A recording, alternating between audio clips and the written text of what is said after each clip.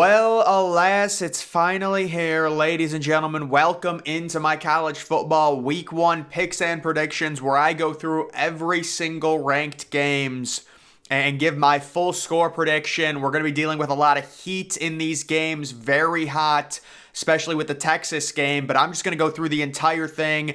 I probably will be live streaming on Saturday, and yeah, I've got a nice new little graphics package here with a new font and everything, so we're going to be kicking it off. The Thursday game, you've got a Florida team, a lot of unknowns, the transfer QB from Wisconsin taking on Utah, and we have seen some significant line movement here. Utah, they were -4.5, they've gone to -6. It looks like Cam Rising is playing, and there's just way too many unknowns with this Florida team. Guys, let's understand something. This is a law of averages game. I do not think Utah is going to do crazy good this year because it's a very tough Pac-12, but I do think because they lost last year in a close game against Florida, they're not going to lose both games of the home and home. They're going to win this game, and with Cam Rising, the situation right now at Florida, they've got talent, but it isn't gelled.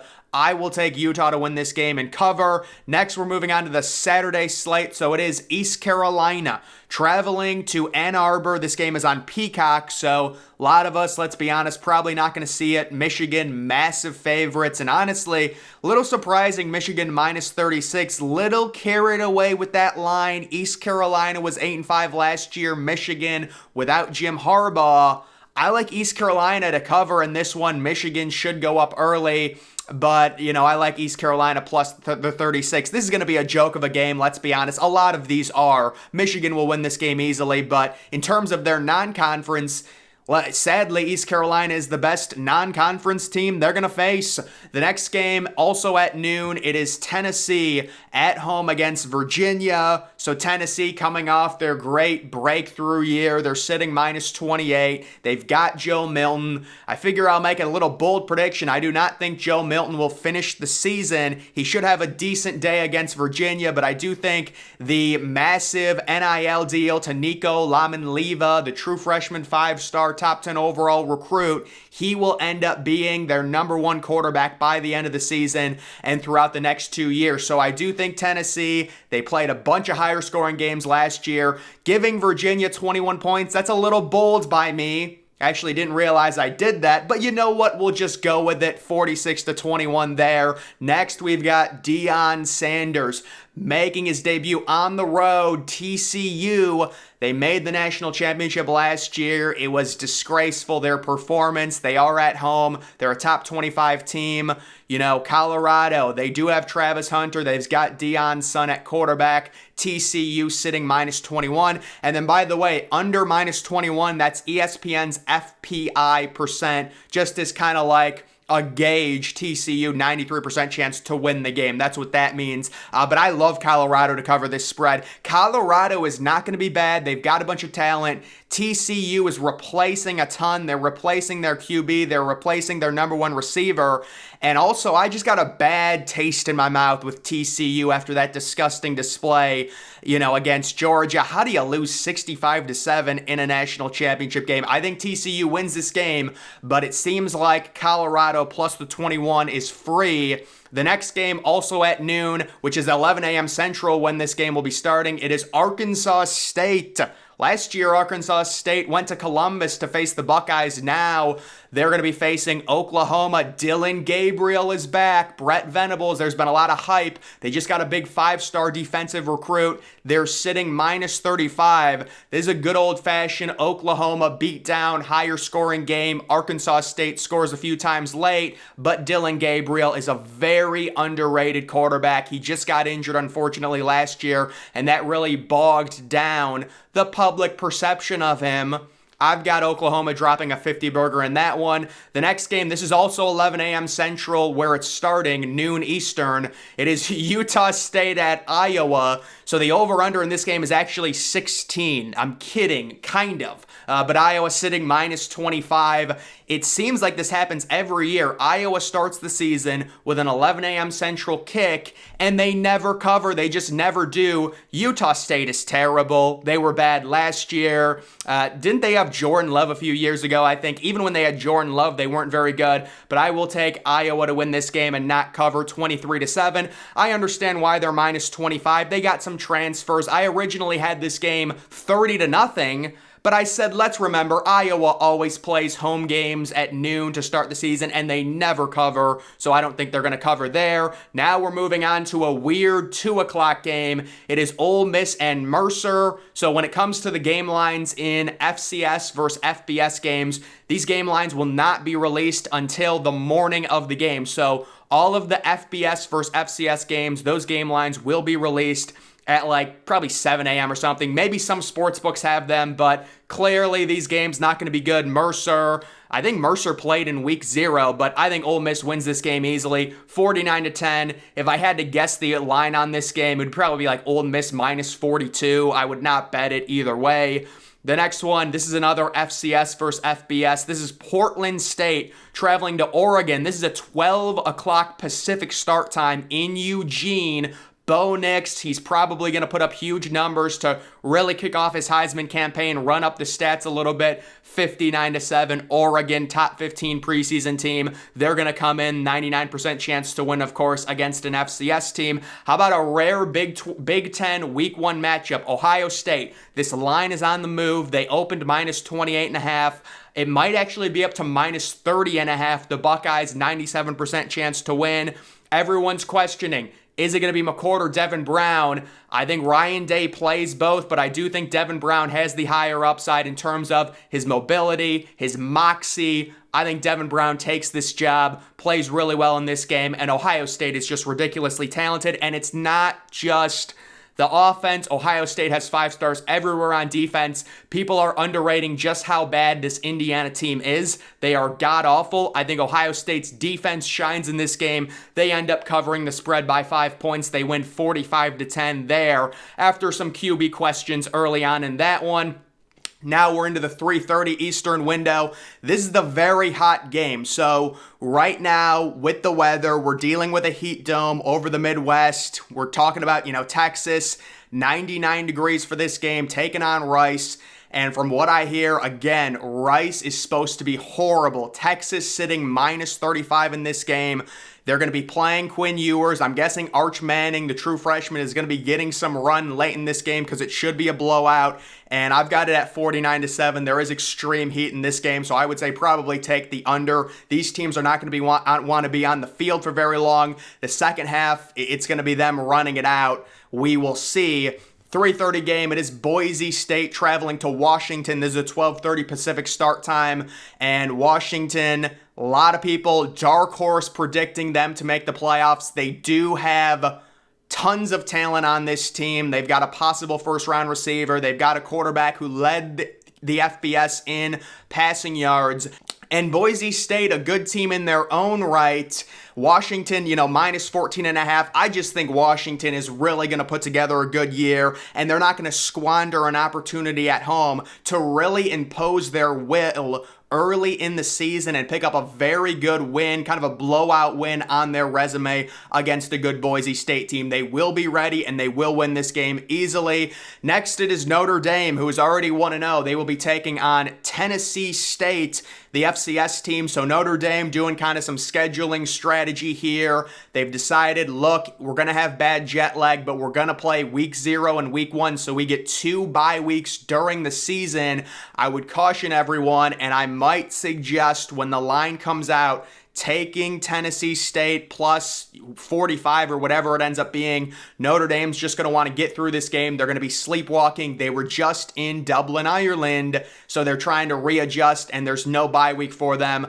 I will take them to win, obviously, against an FCS team. I think it's a lower scoring game. I would also take the under. We have Buffalo traveling to Wisconsin, so the MAC school. This is Luke Fickell's debut. Wisconsin sitting minus 28. Wisconsin is a team a lot of people are high on, a lot of people picking to win the Big Ten West, go to the Big Ten championship game in Indianapolis. They've got Braylon Allen back. They've got a bunch of transfers, and I think they make a statement early on. dropping a 40 burger, which is big for their offense considering what they've done the past few years, 41-7 there.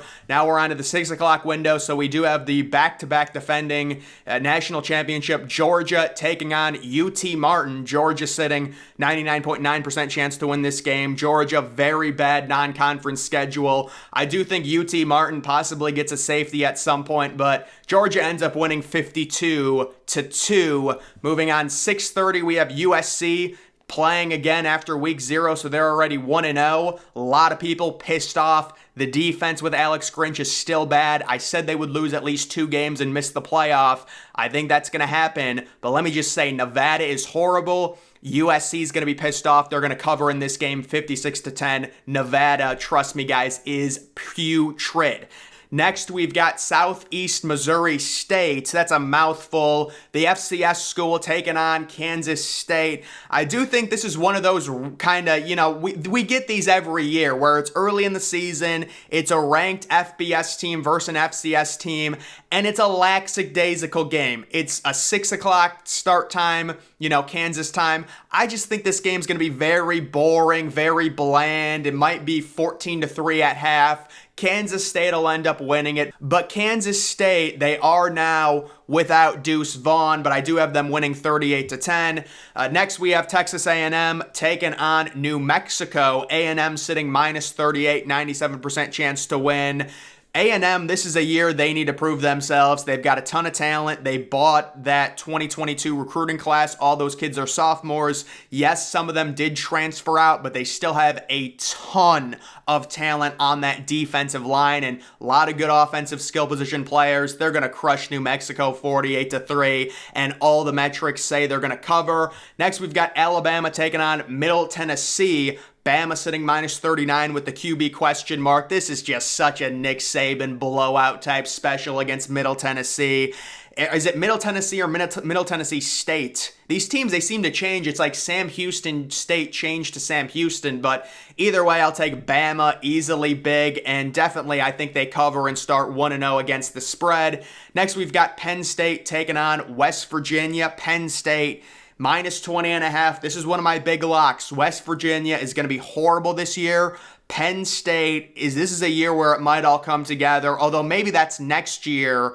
Either way, they do have a lot of very talented sophomores, 2 good running backs, a young superstar quarterback who was the number 3 recruit in the country out of Medina, Ohio. And this is the NBC 730 debut. They've moved their window down. They've taken over the Big Ten for the 7:30 primetime games. And I think Penn State's going to annihilate West Virginia, and they cover the 20.5 easily. Next, we do have North Carolina taking on South Carolina. Nice little battle here of the Carolinas. North Carolina sitting -2.5. They are ranked inside of the top 25. South Carolina just missing out on it. This is one of the better games, and a lot of people are picking South Carolina to win this game, and I am as well. Maybe it's a trap. Maybe North Carolina and Drake may win it. This game is very hard to predict because South Carolina lost a bunch, and then they got a bunch of transfers, but they still do have their quarterback. North Carolina lost basically everyone outside of Drake May. That's why a lot of us are not high on them, even though they have a potential top 2 or top 3 pick